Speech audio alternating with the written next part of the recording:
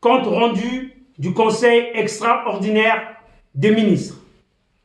Il s'est tenu ce dimanche 14 avril 2019 de 15h à 18h sous la haute autorité de son Excellence Marcel Makome, président du Comité national pour la libération du Congo, un conseil extraordinaire des ministres. 3 points inscrits à l'ordre du jour. Premier point, situation de détresse et d'abandon par la puissance publique des étudiants congolais boursiers de l'étranger. Deuxième point, le énième scandale de blanchiment d'argent public par M. Sassou et sa famille aux États-Unis. Troisième point, le message patriotique à l'endroit de la force publique congolaise. Prenons la parole. En premier, le président Marcel Makome a donné des orientations claires aux membres du gouvernement. En vue de la réussite des projets en cours, s'en est suivi un débat fructueux et des conclusions. Premier point, situation des étudiants à l'étranger. Le pouvoir criminel de Sassou Nguesso refuse sciemment de regarder ce qui se passe à Cuba, au Maroc, en Tunisie, en Russie et un peu partout dans le monde où nos étudiants sont en train de se prostituer pour subvenir à leurs besoins.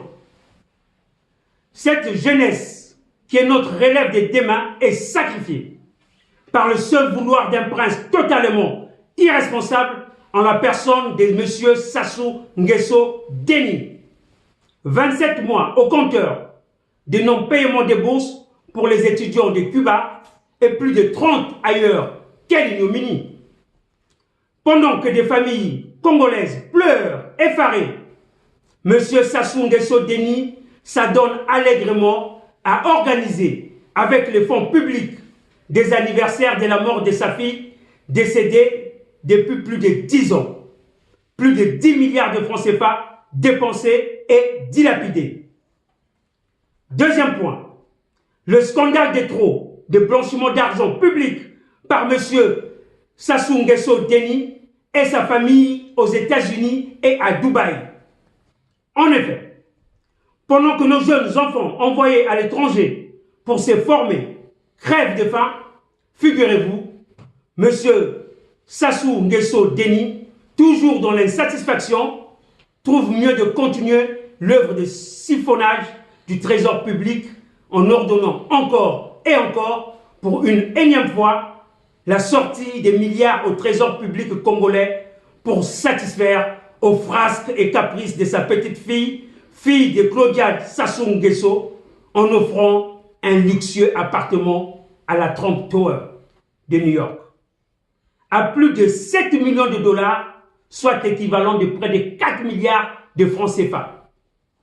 Tout ceci au moment où les Congolais, dans leur ensemble, piaillent et meurent de tout, notamment même par manque de poches de sang et d'oxygène dans nos hôpitaux. Le pays, après 59 ans, ne donne même pas l'eau potable à ses populations. L'électricité est un mirage. Les soins de santé sont un miracle. Se déplacer est un exploit à travers les routes abîmées. À ce nouveau scandale s'ajoute l'affaire de Dubai Papers impliquant le groupe Elan, où M. Sassou Nguesso Deni est cité comme détenteur de fonds à Dubaï. Cette longue liste interminable de biens mal acquis de la famille Sassou devront être saisis partout dans le monde à travers les juridictions internationales et vendus aux enchères pour renflouer le compte du trésor public congolais. Troisième point, message patriotique à la force publique congolaise. À vous, nos hommes et nos femmes qui avez choisi le noble métier des armes, je vous rappelle l'un de vos sermons qui dit « Je jure de ne jamais trahir ni mon insigne, ni mon intégrité, ni ma réputation, ni la confiance de la population. je garderai toujours le courage de répondre de mes actes et de ceux d'autrui. Je respecterai toujours la Constitution, mes concitoyens et l'agence au service desquels je suis. Compatriotes militaires, gendarmes, policiers, vous vivez ce qui se passe dans notre continent. Avant-hier en Algérie, hier au Soudan du Nord, là-bas vos frères d'armes, qui comme vous, avaient durant plusieurs années adoubé des dictatures, ont pris leur courage et démontré l'amour pour leur patrie en se mettant du côté de leur population civile. Ensemble, ils ont balayé la dictature. Alors, suivez et copiez leur exemple. Prenez vos responsabilités et sortez de votre torpeur. N'ayez aucune crainte.